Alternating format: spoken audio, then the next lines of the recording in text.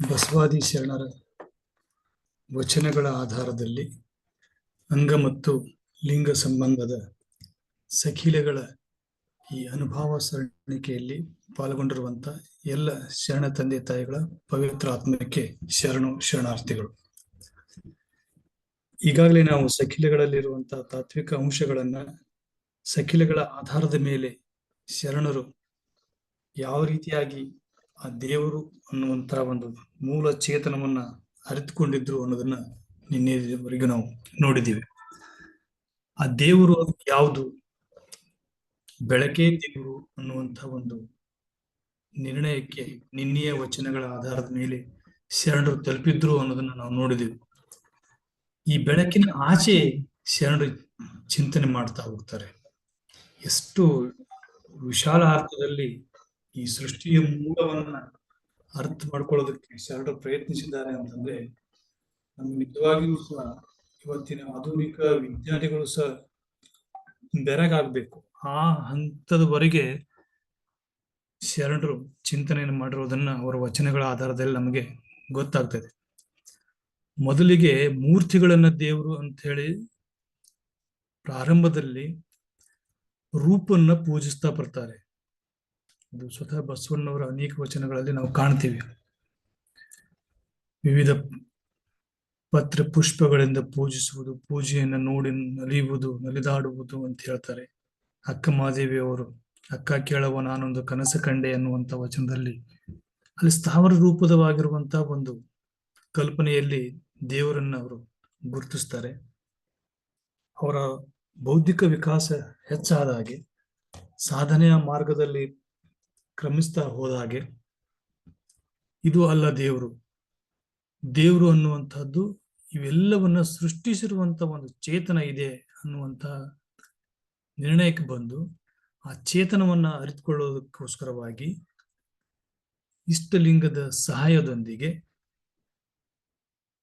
ಅಂತರಂಗದೊಳಗಿರುವಂತಹ ಸೂಕ್ಷ್ಮ ಮತ್ತು ಕಾರಣ ಶರೀರದ ಅಂಗಗಳಾಗಿರುವಂತಹ ಚಕ್ರಗಳ ಸಹಾಯದೊಂದಿಗೆ ದೇವರ ಇರುವಿಕೆ ಅದು ಬೆಳಕು ಅನ್ನುವಂತ ನಿರ್ಣಯಕ್ಕೆ ಬರ್ತಾರೆ. ಬಹುಶಃ ಈ ದೇವರು ಅನ್ನುವಂಥದ್ದು ಒಂದು ಬೆಳಕು ಅನ್ನುವಂತ ನಿರ್ಣಯಕ್ಕೆ ಬರುವಂತ ಹಂತದೊಳಗೆ ಕಲ್ಯಾಣದೊಳಗೆ ಈ ಕ್ರಾಂತಿಯ ಕಿಡಿ ಉದಯಿಸಿತ್ತು ಅಂತ ಅನಿಸ್ತದೆ.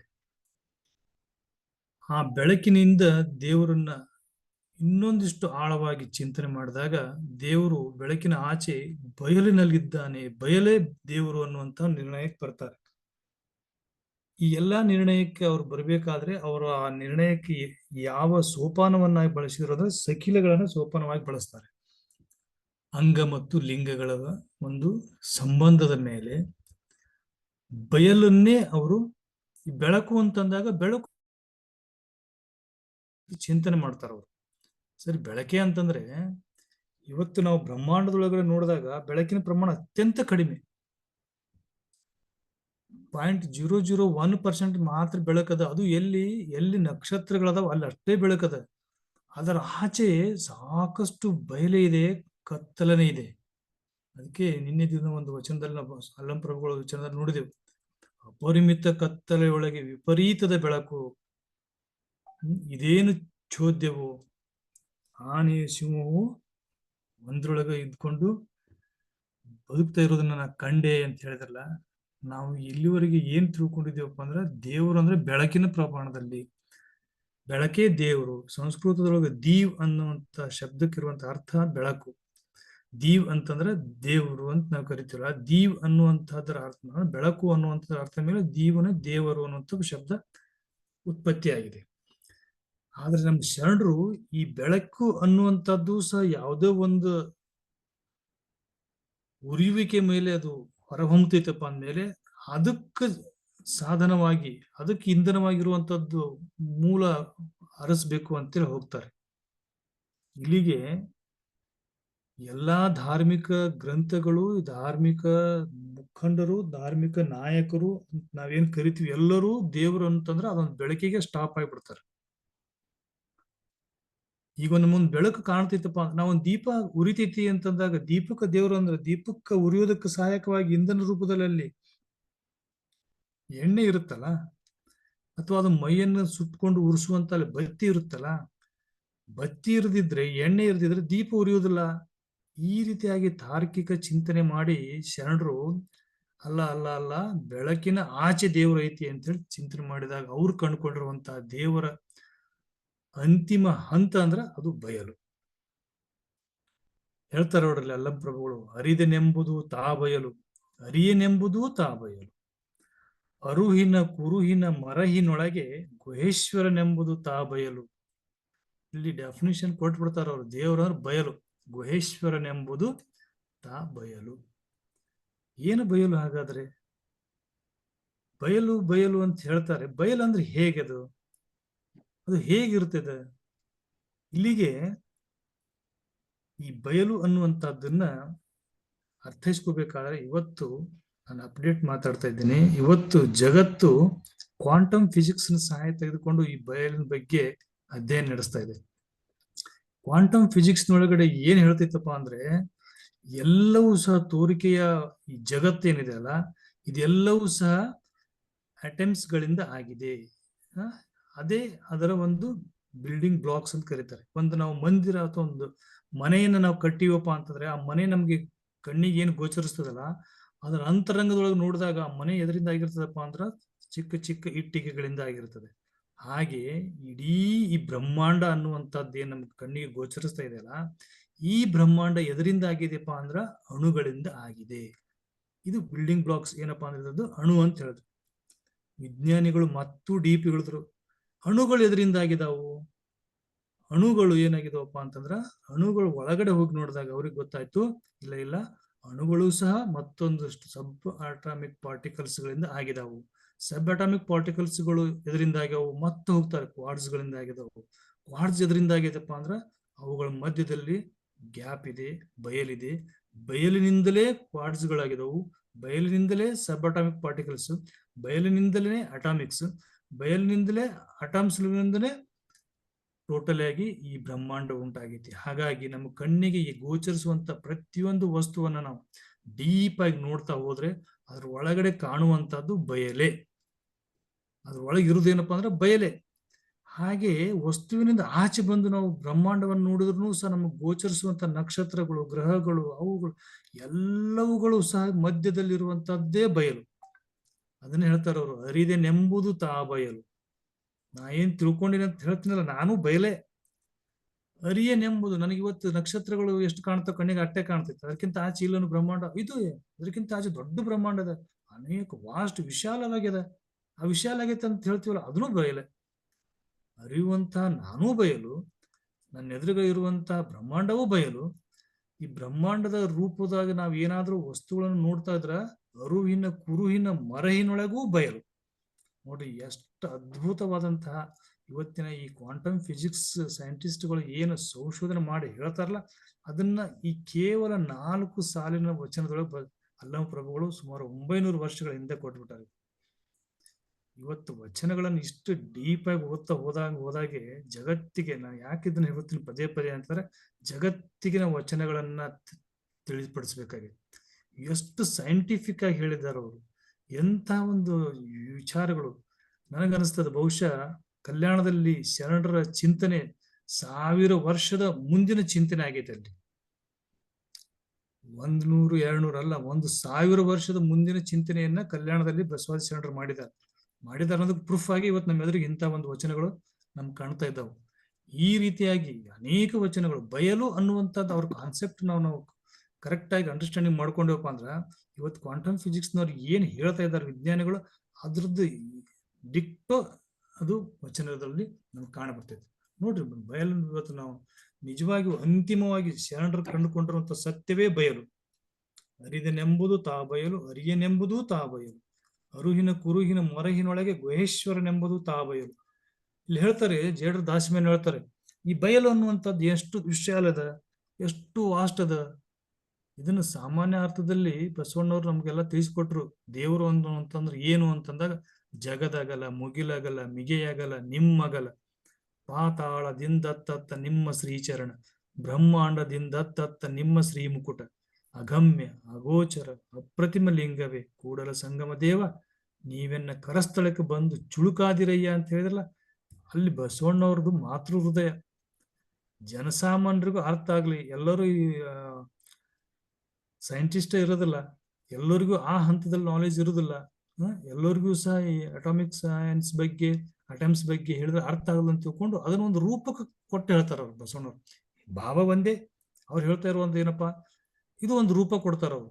ದೇವ್ರು ಅನ್ನುವಂಥ ನೀವೇನ್ ಅಂದ್ಕೊಂಡ್ರಿ, ಅದೊಂದು ವ್ಯಕ್ತಿ ರೂಪದಾಗ ಅಂದ್ಕೊಂಡ್ರಿ, ಒಂದು ಕಿರೀಟ ಇರ್ತೈತಿ, ಒಂದು ಕಾಲು ಇರ್ತಾವು, ಕೈ ಇರ್ತಾವ ಅಂತಿಲ್ಲ, ಆ ಅರ್ಥದಾಗನ ಈ ಒಂದು ಬಯಲಿನ ಬಗ್ಗೆ ಪರಿಚಯ ಮಾಡ್ಕೊಡ್ತಾರ ಅವ್ರು. ಜಗದಗಲ ಮುಗಿಲಗಲ ಅಂತ ಹೇಳ್ತಾ ಹೇಳ್ತಾ ಬ್ರಹ್ಮಾಂಡ ಪಾತಾಳ ಅನ್ನೋದು ಬಸವಣ್ಣವರ ವಿಚಾರ ಅಲ್ಲದು. ಜನಸಾಮಾನ್ಯರು ತಿಳ್ಕೊಂಡಿದ್ರ ಅವಾಗ ಬ್ರಹ್ಮಾಂಡ ಅಂದ್ರ ಮ್ಯಾಗ, ಪಾತಾಳ ಅಂದ್ರೆ ಕೆಳಗ ಅಂತಿಲ್ಲ, ಅದನ್ನ ದಾಟಿ ಐತಿ ವಿಸ್ತಾರ. ಅವನ್ ತಲಿ ಅದನ್ನ ಬ್ರಹ್ಮಾಂಡ ಅಂತ ನೆನ್ಕೊಂಡ್ರಿ ನೀವು, ಅದು ಏನೂ ಅಲ್ಲ, ಅದನ್ನ ದಾಟಿ ವಿಸ್ತಾರ ಐತಿ, ಅಷ್ಟು ವಾಸ್ಟ್ ಐತಿ. ನೀವೇನ್ ಕೆಳಗ್ ಪಾತಾಳ ಅಂತ ಅಂದ್ಕೊಂಡಿರ್ಲ, ಅದನ್ನ ದಾಟಿ ಅವನ ಕಾಲು ಹೋಗ್ತಾವ ಅಂತ ಹೇಳ್ತಾರೆ. ಅಂದ್ರೆ ಜನಸಾಮಾನ್ಯರಿಗೆ ಅರ್ಥ ಆಗಲಿ ಅಂತ ತಿಳ್ಕೊಂಡು ವ್ಯಕ್ತಿವಾಚಕವಾದಂತಹ ಅವಯವಗಳನ್ನು ಬಳಸಿಕೊಂಡು ಬಯಲಿನ ಒಂದು ವಿಸ್ತಾರವನ್ನ ಬಸವಣ್ಣವರು ಆ ವಚನದಲ್ಲಿ ಹೇಳ್ತಾರ. ಅದನ್ನ ಎತ್ತೆತ್ತ ನೋಡಿದತ್ತ ನೀನೇ ದೇವ, ಸಕಲ ವಿಸ್ತಾರದರು ನೀನೇ ದೇವ, ವಿಶ್ವತೋ ಚಕ್ಷು ನೀನೇ ದೇವ, ವಿಶ್ವತೋ ಬಾಹು ನೀನೇ ದೇವ, ಕೂಡಲ ಸಂಗಮ ದೇವ. ಆ ಮಾತುಗಳನ್ನು ಯಾವ ರೀತಿಯಾಗಿ ಹೇಳ್ಯಾರಪ್ಪ ಅಂದ್ರೆ, ಜನಸಾಮಾನ್ಯರು ಎಷ್ಟು ವಿರಾಟ ರೂಪ ಅಂತ ಏನೇನು ನಂಬ್ಕೊಂಡಿದ್ರಲ್ಲ, ವಿಶ್ವರೂಪ ಅಂತ ನಂಬ್ಕೊಂಡಿದ್ರಲ್ಲ, ಆ ಒಂದು ಕಲ್ಪನೆಯೊಳಗೆ ಕೊಡ್ಬೇಕಾಗಿತ್ತು ಅವ್ರಿಗೆ. ಅದಕ್ಕೆ ಆ ಒಂದು ಉಪಮೆಯ ಮೇಲೆ ಬಸವಣ್ಣವ್ರು ಹೇಳ್ತಾರೆ. ಇಲ್ಲಿ ಜೇಡ್ರ ದಾಸ ಮೇಲೆ ಹೇಳ್ತಾರೆ, ಆಡಬಾರದ ಬಯಲು. ಆ ಬಯಲಿನ ಬಗ್ಗೆ ಏನ್ ಮಾತಾಡಕ ಆಗಲ್ಲ, ಅಷ್ಟು ವಿಶಾಲವಾದ ವಿಸ್ತಾರವಾಗಿರುವಂತ ಬಯಲದು. ನೋಡಬಾರದ ಬಯಲು, ನಮ್ ಕಣ್ಣಿಗೆ ಏಟ್ ಕಾಣಿಸ್ತದ್ರಿ, ನಮ್ ಕಣ್ಣಿನ ದೃಷ್ಟಿಗೆ ಒಂದು ಮಿತಿ ಅಂತದೆ. ನಮ್ಮ ಎಲ್ಲಾ ಅಂಗಾಂಗಗಳಿಗೂ ಎಲ್ಲಾ ಪಂಚೇಂದ್ರಗಳಿಗೂ ಒಂದು ಮಿತಿ ಅದ. ಅದ್ರ ಮಿತಿ ಆಚೆ ಅವು ಏನೂ ಸ್ವೀಕಾರ ಮಾಡಕ್ ಆಗಲ್ಲ. ಹೇಗೆ ಒಂದು 2G ಫೋನ್ ಇತ್ತಪ್ಪ ಅಂತಂದ್ರೆ ಅದ್ರಾಗ ವಿಡಿಯೋ ಕಾಲ್ ಮಾಡಕ್ ಆಗಲ್ಲ, ಆ ರೀತಿಯಾಗಿ ನಮ್ದು ಬಾಡಿ ಒಳಗಿರುವಂತಹ ಸೆಲ್ಸ್ ಗಳಿಗಾಗಿರ್ಬೋದು ಅಥವಾ ನಮ್ಮೆಲ್ಲ ಪಂಚೇಂದ್ರಗಳಿಗೆ ಒಂದು ಮಿತಿ ಅದ. ಕಣ್ಣಿಗೆ ಒಂದು ನೋಟ ಎಷ್ಟು ಕಾಣಿಸ್ಬಹುದು ಅಷ್ಟೇ ಕಾಣ್ತದೆ. ಒಂದು 8-10 ಕಿಲೋಮೀಟರ್ ವರೆಗೆ ನಾವು ದೂರವನ್ನು ನೋಡ್ಬೋದು, ಅದ್ರ ಆಚೆ ಕಾಣಿಸೋದೇ ಇಲ್ಲ. ನಾನು ಇಲ್ಲಿ ಕುತ್ಕೊಂಡು ನನಗೆ ಬಾಂಬೆ ಕಾಣಲ್ಲ ಅಂದ್ರೆ ಭೂಮಿ ಮೇಲೆ ಬಾಂಬೆ ಇಲ್ಲ ಅಂತಲ್ಲ, ಯಾಕಂದ್ರೆ ನನಗೆ ನೋಡುವಂತ ದೃಷ್ಟಿಗೆ ನನಗೆ ಮಿತಿ ಇದೆ. ಹಾಗೆ ಇದು ಬಯಲನ್ನುವಂಥದನ್ನ ನಾನು ನನ್ನ ಹೊರಭಾಗಗಳಾಗಿರುವಂತ ಕಣ್ಣು, ಕಿವಿ, ಮೂಗು ಇವುಗಳಿಂದ ನಾನು ಅರ್ಥ ಮಾಡ್ಕೊಳಕ್ ಆಗಲ್ಲ. ಅದನ್ನ ಹೇಳ್ತಾರ, ಆಡಬಾರದ ಬಯಲು, ನೋಡಬಾರದ ಬಯಲು, ನುಡಿಯಬಾರದ ಬಯಲು. ಅದು ಹಿಂಗ ಐತಿ, ಇಷ್ಟ ಐತಿ ಅಂತ ಹೇಳಕ್ಕೂ ಆಗೋದಿಲ್ಲ. ಬಹಳ ಅದ್ಭುತವಾದಂತಹ ವಚನಗಳು ಬಸವಾದಿ ಶರಣರು ಈ ಬಯಲಿನ ಬಗ್ಗೆ. ಬಯಲಂತಂದ್ರೆ totally existence of the universe ಬಗ್ಗೆನೇ ಮಾತಾಡ್ತಾರ ಅವ್ರು. ಈ ಇಡೀ ವಿಶ್ವ ಅಂದ್ರೆ ಏನು, ವಿಶ್ವ ಹೇಗಿದೆ, ವಿಶ್ವದಲ್ಲಿ ನಮ್ಮ ಸ್ಥಿತಿ ಏನು, ನಾವು ಈ ವಿಶ್ವದೊಳಗೆ ಎಂತ ಕ್ಷುಲ್ಲಕವಾಗಿರುವಂತ ಒಂದು ಜೀವಿಗಳಾಗ್ತೀವಿ. ಇಷ್ಟು ಇದ್ದುಕೊಂಡು ನಾವು ಬ್ರಹ್ಮಾಂಡವನ್ನು ಅರ್ಥ ಮಾಡ್ಕೊಳ್ಳುವಂತ ಸಾಮರ್ಥ್ಯ ನಮ್ಮ ಮನಸ್ಸಿನೊಳಗಡೆ ಇದೆ. ಅದನ್ನ ನಾವು ಬಳಸಿಕೊಂಡು ಇಡೀ ಬ್ರಹ್ಮಾಂಡವನ್ನ ಅರ್ಥ ಮಾಡ್ಕೋಬೇಕು. ಆ ಕಾರಣಕ್ಕಾಗಿನೇ ನಾವಿಲ್ಲಿ ಜನಿಸಿರುವಂತದ್ದು, ಜೀವಿಸಿರುವಂತದ್ದು ಸಾಧ್ಯತೆಗಳ ಬಗ್ಗೆ ಮಾತಾಡ್ತಾರ ಅವರು. ಹಿಡಿಯಬಾರದ ಬಯಲು, ಈ ಒಡಲಿಲ್ಲದ ಬಯಲೊಳಗೆ ಅಡಗಿರ್ದ ಭೇದವ. ಎಷ್ಟು ಚಂದ ಹೇಳ್ತಾರ ನೋಡ್ರಿ, ಎಷ್ಟು ಸ್ಪಷ್ಟವಾಗಿ ಮಾತಾಡ್ತಾರಂದ್ರೆ, ಈ ಒಡಲಿಲ್ಲದ ಬಯಲೊಳಗೆ, ಒಡಲು ಇಲ್ಲದ ಬಯಲು ಅಂತಂದ್ರೆ ಒಂದು ಲಿಮಿಟೇಷನ್ ಇಲ್ಲ ಅಂತ ಅರ್ಥ. ಲಿಮಿಟೇಷನ್ ಇರೋದಕ್ಕೆ ಒಂದು ಒಡಲಿನೊಳಗೆ ಅಡಗಿ ಕೂಡ್ತೈತಿ ಅಂತ ಹೇಳ್ತಾರೆ. ಹಿಂಗ್ ಲಿಮಿಟೇಷನ್ ಮೀರಿ ಇರುವಂತ ಈ ಬಯಲೊಳಗೆ ಅಡಗಿದ್ದ ಭೇದವ ಈ ಲೋಕದ ಜಡರೆತ್ತ ಬಲ್ಲರೈ ರಾಮನಾಥ. ಇಷ್ಟು ಅವ್ರಿಗೆ ದರ್ಶನ ಆಗೈತಿಲ್ಲ ಈ ಬಯಲಿನ ಬಗ್ಗೆ. ಅವ್ರು ಕಂಡುಕೊಂಡಿರುವಂತಹ ಆ ಬಯಲಿನ ಅನುಭವವನ್ನ ಇಲ್ಲಿರುವಂತ ಪ್ರತಿ ಪದಗಳು ಒತ್ತಿ ಒತ್ತಿ ಹೇಳ್ತಾವ. ಈ ಬಯಲಿನ ಬಗ್ಗೆ ನಾನು ಏನು ಅರ್ಥ ಮಾಡ್ಕೊಂಡಿನಲ್ಲ, ಇನ್ ದ ಸೆನ್ಸ್ ಗಾಡ್, ದೇವ್ರ ಬಗ್ಗೆ ನಾ ಏನು ಅರ್ಥ ಮಾಡ್ಕೊಂಡಿನಲ್ಲ, ಇದು ಎಷ್ಟೈತಪ್ಪ ಅಂದ್ರ ಈ ಬಯಲಿನೊಳಗಡೆನೆ ಇದೆಲ್ಲ ಅಡಗೈತಿ. ಇದ್ರ ಬಗ್ಗೆ ತಿಳಿಸ್ಕೊಟ್ರ ಈ ಲೋಕದ ಜನರಿಗೆ ಏನ್ ತಿಳಿತೈತಿ, ಅವ್ರು ಗಾಬರಿ ಆಗ್ತಾರೆ. ನಿಜವಾಗಿಯೂ ಸಹ ಇವತ್ತಿನ ವಿಜ್ಞಾನಿಗಳು ಏನೇನ ಈ ಬಯಲಿನ ಬಗ್ಗೆ ಸಂಶೋಧನೆ ಮಾಡಿದಾರಲ್ಲ, ಅದ್ರದ್ದು ಎಕ್ಸಾಕ್ಟ್ ವರ್ಡ್ಸ್ ಗಳೇ ನಾವಿಲ್ಲಿ ಕಾಣ್ತೀವಿ. ಒಂದ್ ಕಡೆ ಹೇಳ್ತಾರೆ ಎಂಟಿ ಮ್ಯಾಟರ್ಸ್ ಅದಾವ ಅಂತ ಹೇಳ್ತಾರೆ. ಅಂದ್ರೆ ಈಗ ಒಂದ್ ಯಾವುದೇ ಒಂದು ವಸ್ತು ಇದ್ರೆ ಅದಕ್ಕೊಂದು ಅಪೋಸಿಟ್ ಆಗಿ ಇನ್ನು ಬ್ಯಾಲೆನ್ಸ್ಡ್ ಅದ ಅಂತ. ಈಗ ಹೆಂಗ್ ನಮ್ಮ ಶರಣರು ಹೇಳ್ತಾರೆ ಶಿವಶಕ್ತಿ ಸಂಪುಟ ಅಂತೇಳಿ. ಶಿವ ಅನ್ನುವಂಥದ್ದು ಒಂದು ಎನರ್ಜಿ ಅನ್ಕೊಂಡ್ರೆ ಅದಕ್ಕೆ ಪರ್ಯಾಯವಾಗಿ ಇನ್ನೊಂದು ಎನರ್ಜಿ ಇರ್ತೈತಿ, ಅದು ನೆಗೆಟಿವ್ ಆಗಿ. ಅವೆರಡು ಸೇರಿದಾಗನೇ ಅಲ್ಲಿ ಒಂದು ಅಸ್ತಿತ್ವ ಉಳಿತೈತಿ. ಹಾಗೆ ಕರೆಂಟ್ನೊಳಗೆ ಒಂದು ನೆಗೆಟಿವ್ ಪಾಸಿಟಿವ್ ಇದ್ದಾಗ ಬಲ್ಬ್ ಉರಿಯುತ್ತದೆ ನೋಡು. ಆ ರೀತಿಯಾಗಿ ಜಗತ್ತಿನೊಳಗಡೆ ಪ್ರತಿಯೊಂದಕ್ಕೂ ಪರ್ಯಾಯವಾಗಿ ಇದೆ. ಬೆಳಕಿದ್ರೆ ನೆರಳಿರ್ತದೆ.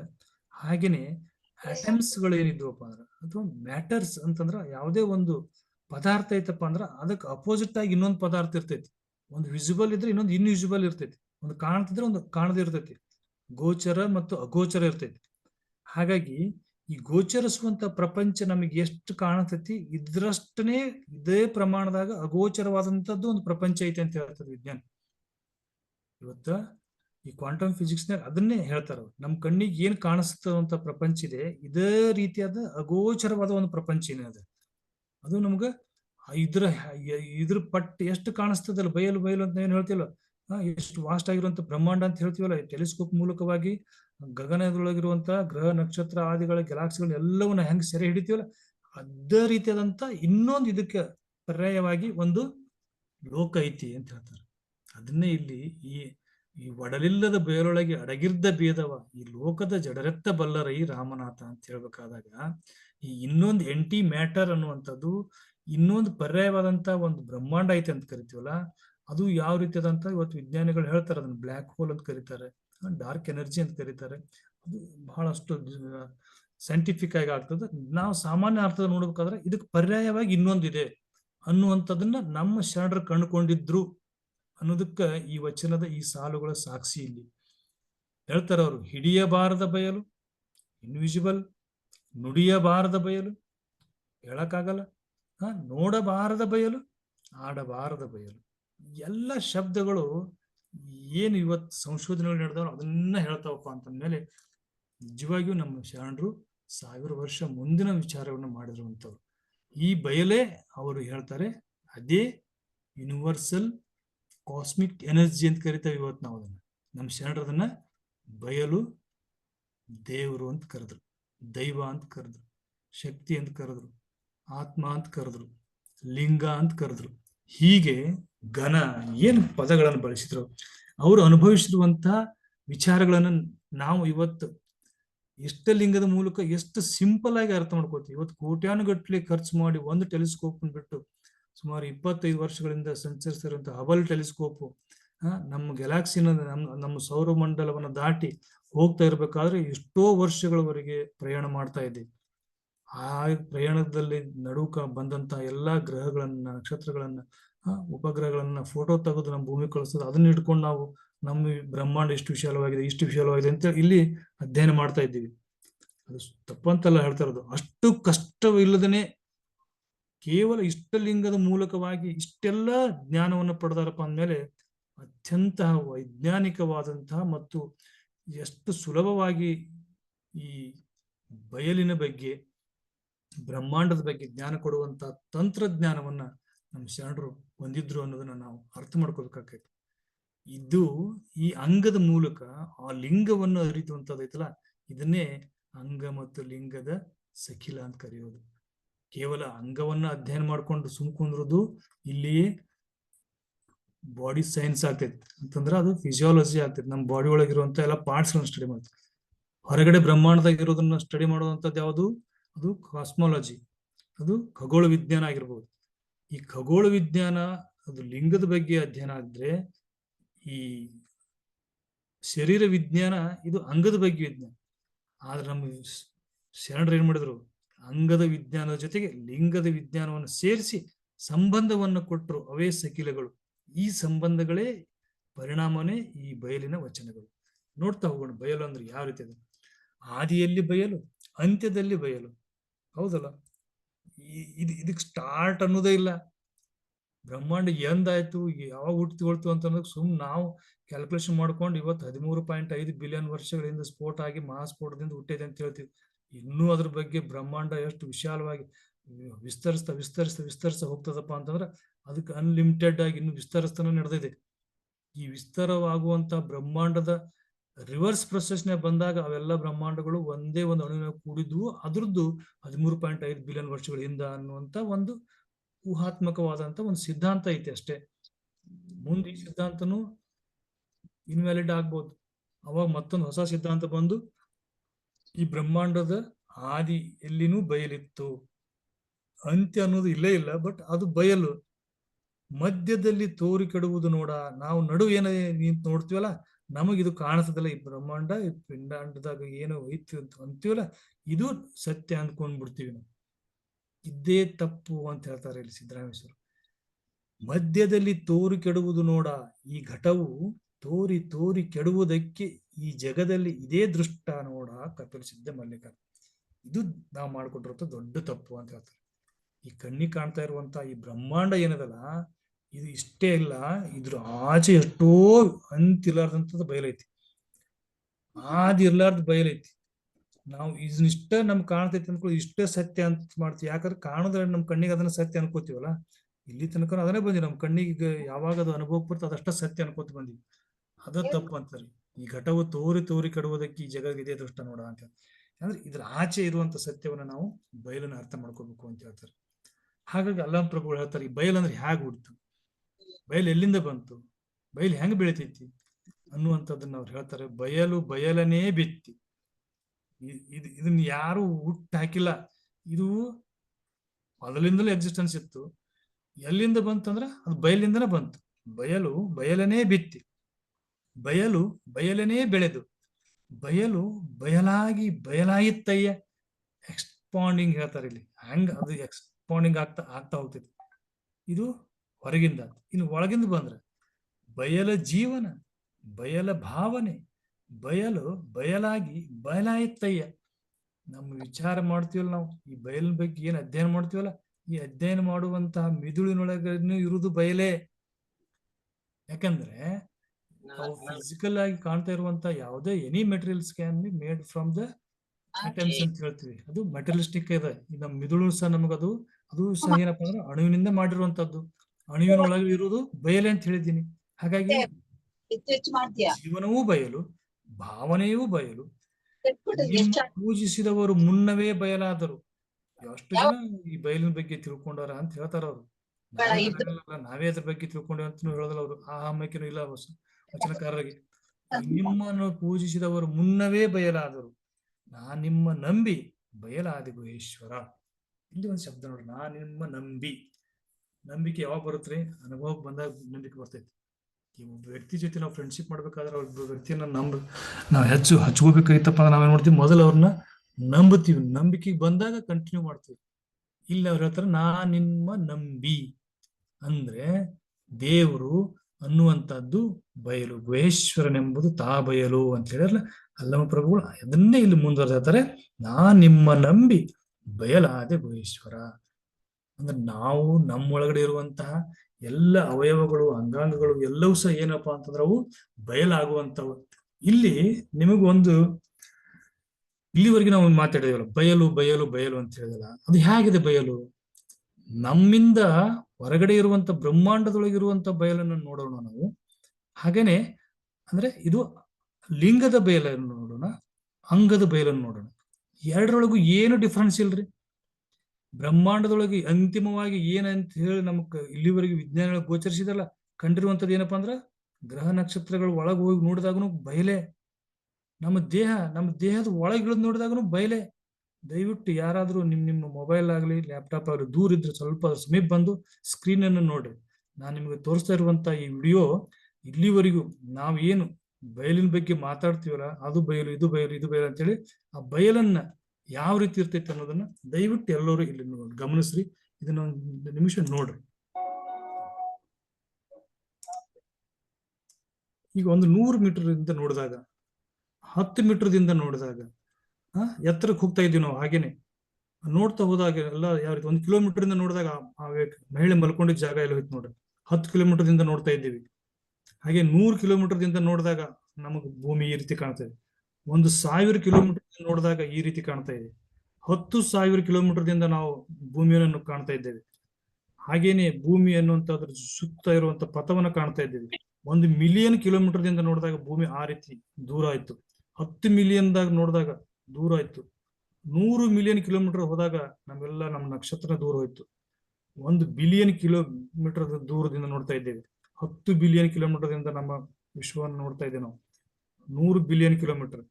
ಈಗ ನಮ್ಮ ನಕ್ಷತ್ರ ಅನ್ನುವಂಥದ್ದು ಅದು ಒಂದು ನಮ್ ಗ್ಯಾಲಾಕ್ಸಿ ಒಂದು ಸಣ್ಣ ಪಾರ್ಟ್ ಆಯ್ತು. ಒಂದು ಜ್ಯೋತಿರ್ವರ್ಷದಿಂದ ನೋಡ್ತಾ ಇದ್ದೀವಿ ನಾವು ನಕ್ಷತ್ರವನ್ನು. ನಮ್ ಸುತ್ತಮುತ್ತ ಇರುತ್ತ ಅಲ್ಫಾ ಸೆಂಟರ್ ಅಂತ ನಕ್ಷತ್ರ. ನಮ್ಮ ನಕ್ಷತ್ರ ಚಿಕ್ಕದಾಗಿ ಹೋಗ್ಬಿಡ್ತು. 100 ಜ್ಯೋತಿರ್ವರ್ಷ, 1000 ಜ್ಯೋತಿರ್ವರ್ಷದಿಂದ ನೋಡಿದಾಗ ನಮ್ಮ ಬ್ರಹ್ಮಾಂಡದೊಳಗ ನಮ್ಮ ಆ ಮಹಿಳೆ ಮಲ್ಕೊಂಡಿರುತ್ತ ಸ್ಥಳ, ಭೂಮಿ ಎಲ್ಲವೂ ಅಡಿಗೆ ಹೋಗ್ಬಿಡುತ್ತೆ. 10,000 ಜ್ಯೋತಿರ್ವರ್ಷದಿಂದ ನೋಡಿದಾಗ ಅವಾಗ ನಮ್ಗೆ ಗ್ಯಾಲಾಕ್ಸಿಗಳು ಕಾಣಿಸ್ತಾವೆ. ನಮ್ ಗ್ಯಾಲಾಕ್ಸಿನೂ ಮರಿಯಾಗಿ ಹೋಯ್ತು, ಚಿಕ್ಕದಾಯ್ತು milky galaxy. 100 million light years ದಿಂದ ನೋಡ್ತಾ ಇದ್ದೀವಿ. ಅವಾಗ ನಮಗೆ ಈ ವಿಶ್ವದ ಕಾಣ್ತಾ ಇರುವಂತಹ ಒಂದು ಈ ಗುಚ್ಛ ಇದು ನಕ್ಷತ್ರದ. ಇನ್ನು ಅಲ್ಲಿಂದ ಬಂದ್ ಬಯಲಿದೆ, ಅಲ್ಲೇನೂ ಇಲ್ಲ, ಬರೀ ಬಯಲಿದೆ. ಮತ್ತೆ ರಿಟರ್ನ್ ಜರ್ನಿ ನಾವು ಬರ್ತಾ ಇದ್ದೀವಿ. ಎಲ್ಲಿಗೆ? ಆ ಹೋಟೆಲ್ಗೆ ಬರ್ಬೇಕು. ಆ ಮಹಿಳೆ ಮಲ್ಕೊಂಡಿಲ್ಲ ಅಲ್ಲಿ ಬರ್ತಾ ಇದ್ದೀವಿ. ಹಾಗೆ ಬರ್ತಾ ಇದ್ದೀವಿ ನೋಡಿ. ನಾವು ನಮ್ಮ ಅಸ್ತಿತ್ವನ ಅರ್ಥ ಮಾಡ್ಕೊಡ್ರಿ. ಅದು ಕೇವಲ ಆ ಮಹಿಳೆ ಅಂತಲ್ಲ, ನಾನು ಕುಂತಿರುವಂತ ಸ್ಥಾನವನ್ನು ನಾನು ಬ್ರಹ್ಮಾಂಡದಿಂದ ನೋಡ್ತಾ ಇದ್ದೀನಿ. ಈಗ ರಿಟರ್ನ್ ಬರ್ತಾ ಇದ್ದೇವೆ, ಭೂಮಿಗೆ ಬಂದಿವಿ. ಬಂದು ಆ ಒಂದು ಮಹಿಳೆ ಮಲ್ಕೊಂಡಿರುವಂತ ಆ ರೆಸಾರ್ಟಿಗೆ ಬರ್ತಾ ಇದ್ದೀವಿ. ಎಷ್ಟು ದೂರ ಇದ್ದೀವಿ ನೋಡಿ ನಾವು ಬ್ರಹ್ಮಾಂಡದೊಳಗೆ ನಾನು ಅಸ್ತಿತ್ವ. ಸರಿ, ಇನ್ ನನ್ನೊಳಗಡೆ ಬ್ರಹ್ಮಾಂಡ ಹೇಗಿದೆ? ಕಣ್ಣಿನೊಳಗಡೆ ಇರುವಂತ ಐರಿಸ್ ಪುಪಿಲ್ಸ್ ಅಂತ.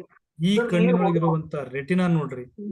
ರೆಟಿನಾದೊಳಗೆ ಇನ್ನೂ ಡೀಪ್ ಆಗಿ ನೋಡಿದಾಗ 100 ಮೈಕ್ರೋಮೀಟರ್ ಒಳಗೆ ಹೋದಾಗ ಅಲ್ಲಿ ನಮಗೆ ಕಾಣ್ತಂದ್ರ ಬಿಳಿ ರಕ್ತ ಕಣಗಳು, ಕೆಂಪು ರಕ್ತ ಕಾಣ್ತಾವ.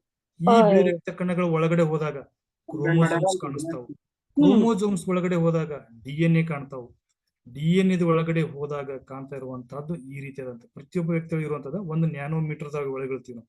ಇನ್ನೂ ಡೀಪ್ ಆಗಿ ನೋಡಿದಾಗ ಅಲ್ಲಿ ಆರ್ಬಿಟ್ಸ್, ಅಟಮ್ಸ್ ಕಾಣ್ತವೆ. ಇದ್ರ ಮಧ್ಯದಲ್ಲಿ ಕಾಣ್ತಾ ಇರೋದೇ ಬಯಲು. ಫಿನಿಶ್. ನಮ್ಮ ಮಧ್ಯದಲ್ಲಿನೂ ಬಯಲಿದೆ, ಆ ಬ್ರಹ್ಮಾಂಡದಲ್ಲಿನೂ ಬಯಲಿದೆ.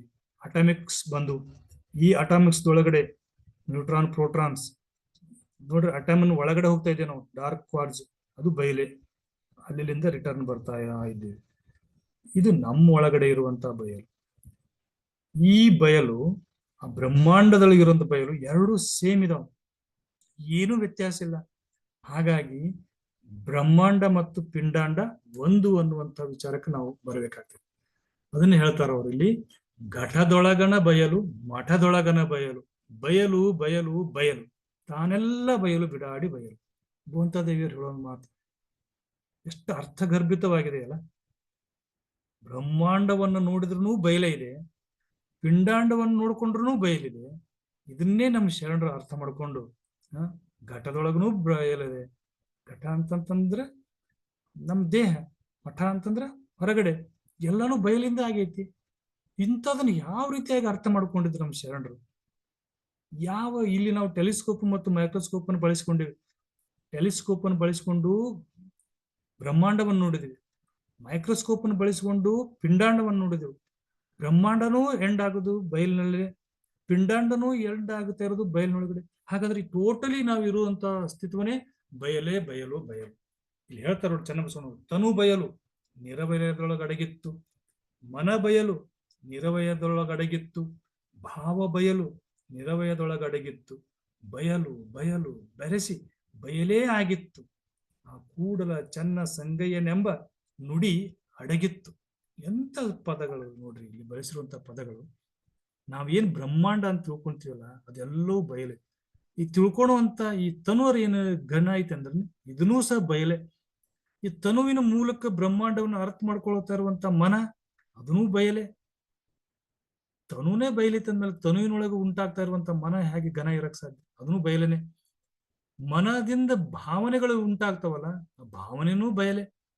ಟೋಟಲಿ ಬಯಲು ಬಯಲು ಬಯಲು ಅಂತಂದ್ರೆ ಅರ್ಥ ಅದನ್ನೇ ಶರಣರು, ಬಸವಾದಿ ಶರಣರು ಹೇಳುವಂಥದ್ದು ಲಿಂಗ. ಸ್ಪಷ್ಟವಾಗಿ ಹೇಳ್ತಾರೆ ಅವರು, ಲಿಂಗ ಅನ್ನೋದಕ್ಕೆ ಬಯಲೆ. ಅದನ್ನೇ ಇಲ್ಲಿ ಚನ್ನಬಸವಣ್ಣವ್ರು ಹೇಳ್ತಾರೆ, ಎಲ್ಲವೂ ಬಯಲೆ ಇದೆ, ಎಲ್ಲವೂ ಸರ್ವಾಂತರ. ಆದಿಯಲ್ಲಿ ಬಯಲು, ಅಂತ್ಯದಲ್ಲಿ ಬಯಲು, ಈ ರೀತಿ ನೋಡ್ತೇವೆ. ಬಯಲು ಬಯಲೇನೆ ಬಿತ್ತಿ, ಬಯಲು ಬಯಲೇನೆ ಬೆಳೆದು ನೋಡಿದೇವಲ್ಲ, ಎಲ್ಲವೂ ಸಹ ಬಯಲ ಇದೆ, ತನು ಬಯಲದೆ. ಅದನ್ನೇ ಬೋಂತಾದೇವಿ ಬಹಳ ಅದ್ಭುತವಾಗಿ ಇಲ್ಲಿ ನಮ್ಗೆ ಹೇಳ್ತಾರೆ. ಅದು ಬೇರೆ ಬಯಲಲ್ಲ, ಇದು ಬೇರೆ ಬಯಲ ಅಂತ. ಬಯಲಂದ್ರೆ ಒಂದೇ ಇರ್ತೈತಿ. ಊರ ಒಳಗಣ ಬಯಲು, ಊರ ಹೊರಗಣ ಬಯಲೆಂದು ಉಂಟೆ. ಊರೊಳಗೆ ಬ್ರಾಹ್ಮಣ ಬಯಲು, ಊರ ಹೊರಗೆ ಒಲೆಯ ಬಯಲೆಂದುಂಟೆ. ಎಲ್ಲಿ ನೋಡಿದಡೆ ಬಯಲು ಒಂದೇ, ಎಲ್ಲಿ ನೋಡಿದಡೆ ಬಯಲು ಒಂದೇ. ಸ್ವಲ್ಪ ಅರ್ಥ ಮಾಡ್ಕೊಡ್ರಿ. ನಮ್ಮ ಒಳಗ್ ನೋಡಿದ್ರು ಬಯಲು ಒಂದೇ, ಹೊರಗೆ ನೋಡಿದ್ರು ಬಯಲು ಒಂದೇ. ನಿಮ್ಮ ಓಣೆನ ಬಯಲು ಒಂದೇ, ಅವ್ರ ಓಣೆನ ಬಯಲು ಒಂದೇ. ಒಂದು ಪಾತ್ರೆ ಒಳಗಡೆ ಇರುವಂತ ಬಯಲು ಒಂದೇ, ಪಾತ್ರೆ ಹೊರಗಿರುವಂತ ಬಯಲು ಒಂದೇ, ಸಾಗರದಾಗ ಇರು ಬಯಲು ಒಂದೇ. ಎಲ್ಲವೂ ಸಹ ಬಯಲಿನ ಒಳಗಡೆನೆ ಅಡಗಿದೆ.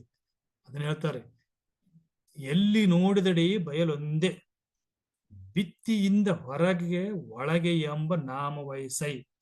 ನೋಡಾಕ ಮಾತ್ರ ಪಾತ್ರೆ ಒಳಗೊಂದು ಬಯಲು, ಪಾತ್ರೆ ಹೊರಗೊಂದು ಬಯಲು ಅಂತ ಅನಿಸ್ತೈತಿ. ಎಲ್ಲಿ ನೋಡಿದ್ರೆ ಕರೆದಡಿ ಓ ಎಂಬಾತನೇ ಬಿಡಾಡಿ. ಇದು ಬೋಂತಾ ದೇವಿಯರು ಹೇಳ್ತಾರೆ, ಕಾಶ್ಮೀರದಿಂದ ಬಂದು ಮೋಳಿಗೆ ಮಹಾದೇವರ ಸಹೋದರಿ ಬಂದು ಕಲ್ಯಾಣದೊಳಗಡೆ ಸಾಧನೆಯನ್ನು ಮಾಡಿ ಶರಣರ ಸಂಪರ್ಕ ಬಂದ ಮೇಲೆ ಹೇಳಿರುವಂತ ವಚನ ಇದು. ಎಂತ ಸಾಮಾನ್ಯರಿಗೂ ಸಹ ಈ ಬಯಲಿನ ಒಂದು ಕಲ್ಪನೆ ಬಂದು ದೇವರು ಅನ್ನುವಂಥದ್ದು ಬಯಲು ರೂಪ ಅದ. ಈ ಬಯಲಿನೊಳಗಡೆ ಒಳಗಿದ್ದ ಶಕ್ತಿ, ಅದು ಈ ಸೃಷ್ಟಿಗೆ ಕಾರಣ ಆಗಿರುವಂಥದ್ದು. ಹಾಗಾಗಿ ಇಂತಹ ಒಂದು ಬಯಲಿನ ಕುರಿತಾಗಿ ನಾವುಗಳು ಎಷ್ಟು ಅರ್ಥ ಮಾಡ್ಕೊಂಡ್ರೂ ಸಹ ಅದು ಮುಗಿಯದೇ ಇರುವಂತಹದ್ದು. ಇಂಥದನ್ನ ನಮ್ಮ ಬಸವಾದಿ ಶರಣರು ಎಷ್ಟು ಸ್ಪಷ್ಟವಾಗಿ ಅರ್ಥಕೊಂಡಿದ್ದಾರೆ. ಒಳಗೆ ನೋಡಿದಡೆ ಒಳಗೆ ಬಯಲು, ಹೊರಗೆ ನೋಡಿದಡೆ ಹೊರಗೆ ಬಯಲು. ಈಗ ನೋಡಿದೆ ನಾವು ವಿಡಿಯೋದೊಳಗೆ, ಒಳಗುನೂ ಬಯಲಿದೆ, ಹೊರಗುನೂ ಬಯಲಿದೆ. ನೆನೆದಿಹೇನೆಂದರೆ ಮನ ಬಯಲು, ನೆನೆಸಿಕೊಂಡೆನೆಂದರೆ ನೀನಿಲ್ಲವಾಗಿ ನಾನೂ ಬಯಲು. ನೀನೂ ಬಯಲು ನೋಡ, ಭಾವಿಸಿಕೊಂಬ ವಸ್ತುವಿಲ್ಲವಾಗಿ ಭಾವ ಬಯಲೆಂದೆನು ನೋಡ. ಮರಹು ನಷ್ಟವಾಗಿ ಅರುಹು ಶೂನ್ಯವಾಯಿತು ನೋಡ. ನಾ ಏನು ತಿಳ್ಕೊಂಡಿನಿ, ಏನೇನೋ ಜ್ಞಾನ ಇದ್ದೀನಿ, ಎಂತೆಂಥದ್ರ ಬಗ್ಗೆ ತಿಳ್ಕೊಂಡ್ಬಿಟ್ಟಿ, ನಾನು ಬ್ರಹ್ಮಾಂಡ ಪೂರ್ತಿ ತಿಳ್ಕೊಂಡ್ಬಿಟ್ಟಿನಿ ಅಂತ ಅನ್ನುವಂತಾರಲ್ಲ, ಅವೆಲ್ಲವೂ ಸಹ ಈ ಬಯಲಿನೊಳಗಡೆ ಏನಾಕವಂತ ಶೂನ್ಯವಾಗಿ ಬಿಡ್ತಾವ. ಏನ್ ಇಲ್ಲ, ಏನ್ ಅಂತಿಮ ಸತ್ಯ ಏನ್ ತಿಳ್ಕೊಬೇಕಾಗಿತ್ತು ಅದನ್ನು ತಿಳ್ಕೊಳ್ಳಾರ್ದ ನಾವು ಏನೇನೋ ದೊಡ್ಡ ದೊಡ್ಡ ಗ್ರಂಥಗಳನ್ನು ಓದಿ ಬಹಳಷ್ಟು ತಿಳುವಳಿಕೆಯನ್ನು ಮಾಡ್ಕೊಂಡು ಅಂತ ತಿಳ್ಕೊಂಡು ಆ ಪ್ರಕಾಂಡ ಪಂಡಿತ ಅಂತ ಅಂದ್ಕೊಳ್ಳುವಂಥವ್ರೆಲ್ಲ ಒಂದು ಸರ್ತಿ ನಮ್ಮ ಮೂಲ ಸ್ವರೂಪ ಬಯಲು ಅಂತ ಅಂದ್ಕೊಂಡ್ಬಿಟ್ರೆ ಎಲ್ಲವೂ ಶೂನ್ಯವಾಯಿತು ನೋಡ. ಮಹಾಲಿಂಗ ಗುರು ಶಿವ ಸಿದ್ದೇಶ್ವರ ಪ್ರಭುವೇ ಅಂತ ಹೇಳ್ತಾರೆ. ಹೀಗೆ ಬಯಲಿನ ಕುರಿತಾಗಿ ಎಂತೆಂತಹ ವಿಚಾರಗಳನ್ನ ಬಸವಾದಿ ಶರಣರು ಹೇಳಿದ್ದಾಗಿಯೂ ಸಹ ನಾವು ಇಷ್ಟು ವರ್ಷಗಳವರೆಗೆ, ಸುಮಾರು 900 ವರ್ಷಗಳಾದ್ರೂ ಸಹ ಈ ಬಯಲಿನ ವಚನಗಳನ್ನ ಬಯಲಿಗೆ ಇಡ್ಲಿಲ್ಲಲ್ಲ. ನಮ್ಮ ವಚನಗಳನ್ನು ಹಾಗೇ ಮುಚ್ಚಿಟ್ಟು ಏನೇನೋ ಯಾವ್ಯಾವುದೋ ಕಾರಣಕ್ಕೋಸ್ಕರವಾಗಿ ಎಲ್ಲೆಲ್ಲೋ ವೇದಿಕೆಗೆ ಭೂಷಣ ರೂಪದಲ್ಲಿ, ಭಾಷಣಕ್ಕೆ ಭೂಷಣ ರೂಪದಲ್ಲಿ ವಚನಗಳನ್ನು ಬಳಸ್ತಾ ಇದ್ದೀವಿ. ಆದ್ರೆ ಬಸವಾದಿ ಶರಣರು ಅರ್ಥಕೊಂಡಿರುವಂತ ಮೂಲ ಅರ್ಥದ ಅಡಿ ಒಳಗಡೆ ನಿಂತ್ಕೊಂಡು ಅದನ್ನ ವಿಶಾಲ ಅರ್ಥದಲ್ಲಿ ಬಸವಾದಿ ಶರಣರ ವಿಚಾರಗಳಿಗೆ ಅನುಗುಣವಾಗಿ ಈ ವಚನಗಳನ್ನು ಅರ್ಥ ಮಾಡಿಕೊಂಡಾಗ ಅವರು ಕಂಡುಕೊಂಡಿರುವಂತಹ ಸತ್ಯ ನಮಗೆ ದರ್ಶನ ಆಗ್ತದೆ. ಆ ಕಾರಣಕ್ಕಾಗಿ ಇಲ್ಲಿ ಹೇಳ್ತಾ ಇರುವಂತಹ ಪ್ರತಿ ಪದಗಳು ಸಹ ಹಾಗೆ ಬಳಸಿಲ್ಲ ಅವರು ಶರಣರು. ಅಲ್ಲಿ ಆ ಪದ ಬಳಸ್ಬೇಕಾಗಿದ್ರೆ ಆ ಅನುಭವ ಆಗೈತೆ ಅಂತಾನೆ ಅರ್ಥ ಅವ್ರಿಗೆ. ಬಯಲಿನ ಬಗ್ಗೆ ಇಷ್ಟು ಸ್ಪಷ್ಟವಾಗಿ ಹೇಳ್ತಾರಪ್ಪ ಅಂದ್ರೆ ಇವತ್ತು ನಾವು ವಿಡಿಯೋವನ್ನ ಈ ವಿಜ್ಞಾನದ ಸಾಧನ ಸಲಕರಣೆಗಳ ಸಹಾಯದಿಂದ ನೋಡಿದೇವೆ ನಾವು. ಬ್ರಹ್ಮಾಂಡ ಹಿಂಗದ, ಪಿಂಡಾಂಡ ಹಿಂಗದ ಅಂತೇಳಿ. ಇದನ್ನ ಅವರು ಯಾವ ರೀತಿಯಾಗಿ ಕಂಡ್ಕೊಂಡ್ರು? ಬ್ರಹ್ಮಾಂಡ ಬೇರೆ ಅಲ್ಲ, ಪಿಂಡಾಂಡ ಬೇರೆ ಅಲ್ಲ. ಇಲ್ಲಿ ಬಾಜು ಒಂದು ಚಿತ್ರದ ನಾನು ಇಲ್ಲಿ ತೋರಿಸ್ತಾ ಇದ್ದೀನಿ ತಮಗೆ. ನೋಡ್ರಿ, ಬ್ರಹ್ಮಾಂಡದೊಳಗಡೆನೂ ಇರುವಂತ ಎನರ್ಜಿ ಬಯಲು, ಅದು ಪಿಂಡಾಂಡದೊಳಗೂ ಐತಿ. ಪಿಂಡಾಂಡದೊಳಗಡೆ ಇರುವಂತ ಜೀವಿ ಅದು ಮೃತ ಆಯ್ತಪ್ಪ ಅಂದ್ರೆ ನೆಕ್ಸ್ಟ್ ಎಲ್ಲಿ ಹೋಗ್ತೈತೆ, ಮತ್ತೆ ಅದು ಬಯಲೊಳಗ ಹೋಗ್ತೈತೆ, ಅದು ಮತ್ತೆ ಬಯಲೊಳಗ ಸೇರ್ತೈತೆ. ಇದ್ರೊಳಗೆ ಯಾವ್ದು ನಾಶ ಅನ್ನೋದಿಲ್ಲ. ಅದನ್ನ ಐನ್ಸ್ಟೈನ್ ಹೇಳ್ತಾನೆ, ಈ ಸೃಷ್ಟಿ ಒಳಗಡೆ ಮನುಷ್ಯನಿಂದ ಯಾವುದನ್ನು ನಾಶ ಮಾಡೋದಕ್ಕೂ ಸಾಧ್ಯ ಇಲ್ಲ, ಯಾವುದನ್ನು ಹೊಸದಾಗಿ ಸೃಷ್ಟಿ ಮಾಡೋಕ್ ಸಾಧ್ಯ ಇಲ್ಲ. ನಾವ್ ಏನಾದ್ರು ಮಾಡಿವಿ ಅಂದ್ರೆ ಇಲ್ಲಿ ತಗೊಂಡು ಇಲ್ಲೇ ಮಾಡಿರ್ತೀವಿ, ಹೊಸದು ಏನು ಮಾಡಕ್ ಆಗೋದಿಲ್ಲ. ಯಾಕಂದ್ರೆ ಆ ಬಯಲು ಆಲ್ರೆಡಿ ಆ ರೀತಿಯಾಗಿ ಅದು ಸೆಟ್ ಆಗ್ಬಿಟ್ಟೈತಿ. ಈಗ ಇದ್ರೊಳಗೆ ನಮ್ ಕೆಲಸ ಏನಪ್ಪಾ ಅಂತಂದ್ರೆ ಅದನ್ನ ಅರ್ಥ ಮಾಡ್ಕೊಳ್ಳೋದು ಅಷ್ಟೇ. ಹೀಗೆ ಬಯಲು ಬಯಲು ನೋಡಿ ಕಾಬುದಿನ್ನೇನು, ರೂಪ ರೂಪ ನೋಡಿ ಕಾಬುದಿನ್ನೇನು, ರೂಪ ಬಯಲು ಹರಿಯಬಾರದು, ಬಯಲು ರೂಪಿಂಗೆ ಹೊರಗು, ರೂಪು ಬಯಲಿಂಗೆ ಹೊರಗು, ಉಭಯವನ್ನಲ್ಲಿ ಅರಿತಲ್ಲಿ ಸದಾಶಿವ ಮೂರ್ತಿ ಲಿಂಗಕ್ಕೆ ಒಳಗು. ಈ ರೀತಿಯಾಗಿ ಬಯಲು ಅನ್ನುವಂಥದ್ದು ಅದು ಹಿಡಿಯೋದಕ್ಕೂ ಬರೋದಿಲ್ಲ. ಬಯಲು ಅನ್ನುವಂಥದ್ದು ರೂಪನೂ ಅಲ್ಲ. ಬಯಲು ಅನ್ನುವಂಥದ್ದು ಅದು ಯಾವ ರೀತಿಯಪ್ಪ ಅಂದ್ರೆ ಅದು ನಮ್ಮ ಒಳಗಡೆ ಇರುವಂತಹ ಚೇತನ. ಇಷ್ಟೊತ್ತನ ನಾವು ಇಷ್ಟು ದಿವಸ ಹೇಳ್ತಿದ್ದೆವು, ಬ್ರಹ್ಮಾಂಡದಲ್ಲಿ ಇರುವಂತಹ ಲಿಂಗನೇ ನಮ್ಮೊಳಗಡೆ ಇದೆ, ನಮ್ಮೊಳಗಡೆ ಇದೆ ಅಂತ ಹೇಳ್ತಿದ್ದೀವಿ. ಆ ನಮ್ಮೊಳಗಡೆ ಇದೆ ಅನ್ನೋದನ್ನ ಅರ್ಥ ಇವತ್ತು ಆ ವಿಡಿಯೋ ನೋಡಿದ್ಮೇಲೆ ನಮಗೆ ಅರ್ಥ ಆಗ್ತದೆ. ಓಹೋ, ಹೊರಗಡೆ ಇರುವಂತಹ ಮಹಾಲಿಂಗ, ನನ್ನೊಳಗಡೆ ಅಡಗಿರುವಂತ ಪ್ರಾಣಲಿಂಗ ಎಲ್ಲವೂ ಒಂದೇ, ಅವೆರಡೂ ಸಹ ಒಂದ ಅನ್ನುವಂಥದ್ದನ್ನೇ ಅಂಗ ಮತ್ತು ಲಿಂಗ ಅಂತೇಳಿ ನಮ್ಮ ಬಸವಾದಿ ಶರಣರು ಆ ಒಂದು ಅರ್ಥವನ್ನು ಕೊಡ್ತಾರೆ.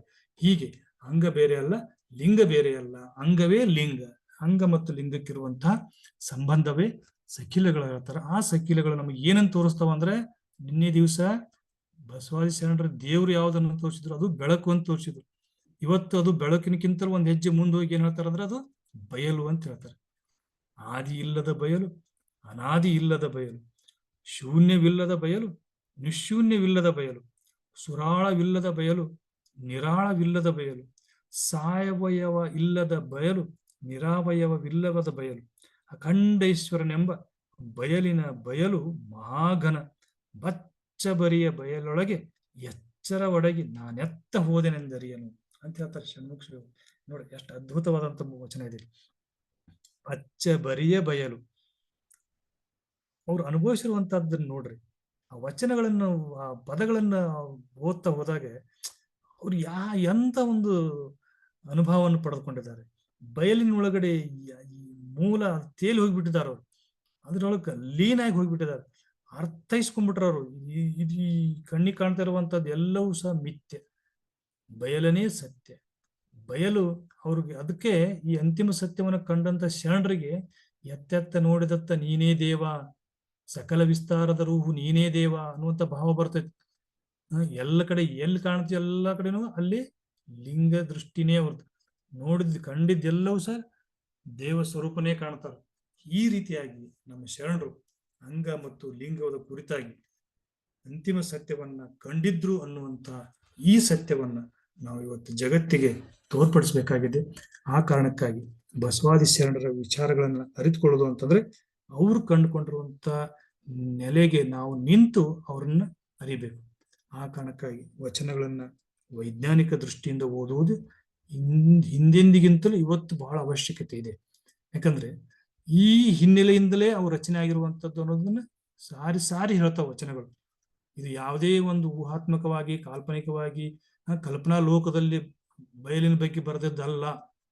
ಬಯಲಿನ ಬಗ್ಗೆ ಅವರು ಅನುಭವಿಸಿರುವಂತದ್ದು. ಬಯಲು ಅಂತಂದ್ರೆ ಅದು ಕಾಣಬಾರದ, ನುಡಿಯಬಾರದ, ಹಿಡಿಯಬಾರದ, ರೂಪಿಲ್ಲದ, ನಿಶೂನ್ಯವಾಗಿರುವಂತಹ ಒಂದು ಸ್ಥಿತಿ ಅಂತ ಹೇಳ್ತಾರ. ಆ ಸ್ಥಿತಿ ಹೊರಗಡೆನೂ ಇದೆ, ನಮ್ಮೊಳಗಡೆನೂ ಇದೆ. ನಮ್ಮೊಳಗಡೆನೂ ಭೌತಿಕವಾಗಿ ನಾವು ನೋಡ್ತಾ ಇದ್ವಿ, ಹೊರಗಡೆನೂ ಭೌತಿಕವಾಗಿ ನೋಡ್ತಾ ಇದ್ವಿ. ಇವೆರಡರ ಮಧ್ಯದಲ್ಲಿ ಭೌತಿಕದ ಹೊರಗಿನ ಬಯಲು ಮತ್ತು ಒಳಗಿನ ಬಯಲು ಕಮ್ಯುನಿಕೇಶನ್ ಆಗಿ ಏನಿರಪ್ಪ ಅಂತಂದ್ರೆ ಜೀವ ಪ್ರಾಣ ಅನ್ನುವಂಥದ್ದು ಇದೆ. ಈ ಜೀವ, ಈ ಪ್ರಾಣ, ಈ ಆತ್ಮ ಇದು ಏನು ಅನ್ನೋದನ್ನ ನಾಳೆಗೆ ನೋಡೋಣ. ಯಾಕಂದ್ರೆ ನಾವು ನಿನ್ನೆ ದಿನ ನಾವೇನ್ ನೋಡಿದ್ವಿ ಅಂದ್ರೆ, ದೇವರು ಅನ್ನುವಂಥದ್ದು ಬೆಳಕಿನ ರೂಪದಲ್ಲಿ ನೋಡಿದೀವಿ. ಬೆಳಕಿನ ರೂಪದಲ್ಲಿ ದೇವರಲ್ಲ, ಆ ದೇವರು ಅನ್ನುವಂಥದ್ದು ಅದರ ಆಚೆ ಬಂದು ಬಯಲಿನ ರೂಪಕ್ಕೆ ನೋಡಿದೀವಿ. ಸರಿ, ಬಯಲುಗಳೊಳಗನು ಅಂತರಂಗದೊಳಗ ಅದ, ಬಹಿರಂಗದೊಳಗ ಅದ. ಇವೆರಡರ ಒಳಗ ಐತಿ ಅನ್ನುವಂತಹದ್ದು ಒಂದು ಚೇತನಾತ್ಮಕವಾಗಿ ಒಂದು ಯಾವುದೋ ಒಂದು ಶಕ್ತಿ ಸಂಚಲನ ಆಗ್ತಾ ಇದೆ. ಈ ಹೊರಗಿನ ಬಯಲನ್ನು ಒಳಗಿನ ಬಯಲಿಗೆ ಲಿಂಕ್ ಆಗಿ ಒಂದು ಸಕಿಲ ರೂಪದಲ್ಲಿ ಯಾವುದೋ ಒಂದು ಇನ್ನೊಂದು ರೀತಿಯಾದಂತ ಒಂದು ಶಕ್ತಿ ಇದೆ ಅಂತ ಹೇಳ್ತಾರೆ ವಚನಕಾರರು. ಆ ಶಕ್ತಿ ಯಾವುದು ಅನ್ನೋದನ್ನು ನಾಳೆ ನೋಡೋಣ. ಇಲ್ಲಿವರೆಗೆ ಬಸವಾದಿ ಶರಣರ ವಿಚಾರಧಾರೆಯಲ್ಲಿ ಬಯಲಿನ ಕುರಿತಾಗಿ ಅನುಭವ ಹಂಚಿಕೆಗೆ ಅನುವು ಮಾಡಿಕೊಟ್ಟಂತ ಇವತ್ತಿನ ಈ ಅನುಭವ ಸರಣಿಯಲ್ಲಿ ಪಾಲ್ಗೊಂಡಂತ ಎಲ್ಲ ಶರಣ ತಂದೆ ತಾಯಿಗಳಿಗೆ ಮತ್ತೊಮ್ಮೆ ಒಂದಿಸ್ತಾ 12 ವಿಚಾರಗಳಿಗೆ ವಂದನೆಗಳನ್ನು ಹೇಳ್ತೀನಿ. ಸರ್ವರಿಗೂ ಶರಣು ಶರಣಾರ್ಥಿಗಳು.